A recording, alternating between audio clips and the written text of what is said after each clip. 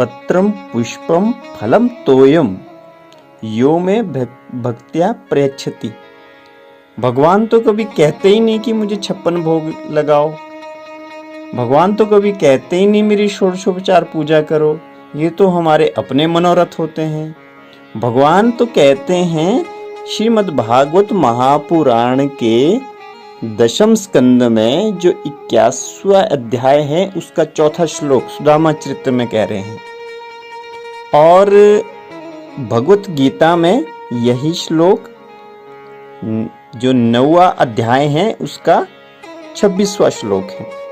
एक ही श्लोक है दोनों जगह, और एक ही बात कह रहे हैं। क्या कह रहे हैं? पत्रम पुष्पम फलम तोयम यो में भक्त्या प्रयच्छति। मुझे तो, मेरा स्वभाव है, मुझे तो पत्र दो, और ये नहीं कहा कि तुलसी पत्र ही दो। अरे आपके पास जो पत्र शुद्ध पत्र हो वो दो। पुष्पम, तो पुष्पम भी ये नहीं कहा कि मुझे वो फूल दो जो आपके पास हो ही ना। अरे जो तुम्हारे क्षेत्र में बढ़िया फूल हो वो दो। फलम, तो फल के लिए ये नहीं कहा कि आम दो, तो बद्री विशाल में कैसे आप उत्तराखंड में आम दे दोगे? तो ऋतु फल कहा गया है। फलम तोयम, तोयम मतलब जल। अब गंगा जल नहीं कहा, यमुना जल नहीं कहा, केवल और केवल जल कहा।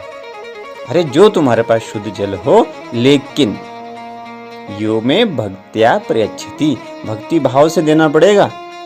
भोग भी लगाओगे, षोडशोपचार पूजा भी करोगे तो वो भी निष्फल हो जाएगी। तो भगवान तो कहते ही नहीं है कि मेरे लिए खर्च करो।